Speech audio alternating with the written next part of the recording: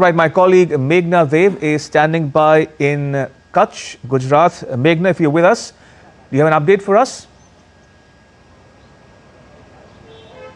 Yes, Ramesh, currently I'm here in Bhuj, and what I can tell you is that right behind me, I will ask my camera person to show you some visuals. The whole highway which is connecting to Bhuj, all the cars, all the vehicles are being checked, even civilian vehicles are being checked.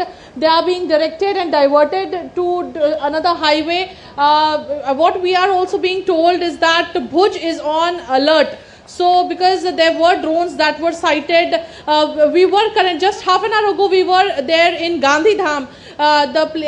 There's a place called Adipur in Gandhidham where there was a drone which the debris of the drone was recovered from there. The armed forces took the debris for further investigation, but what the locals told us that it was 8:20 in the morning when they heard a loud sound, and when the debris fell down on the ground and caught fire.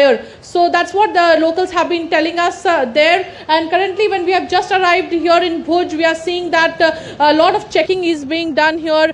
We can also hear sirens in Bhuj. Also, there is a lot of deployment of forces. What we are also being told from yesterday by the fisheries department, that near the coastline, near the port, the Mundra, Kandla or the Jakhau port, all the boats have been called back and they have been asked not to venture into the sea. So all the precautionary measures have been put in place, but as of now what we see is that the whole place is on high alert, and also civilians have been asked to stay indoors and not to venture outside unnecessarily. In the morning also the market was closed. Last evening also there was a blackout that was observed in the entire district of Kutch and few places of Banaskantha district as well. So definitely the border areas of Gujarat are on high alert, and also there is a lot of surveillance being done on the coastline as well.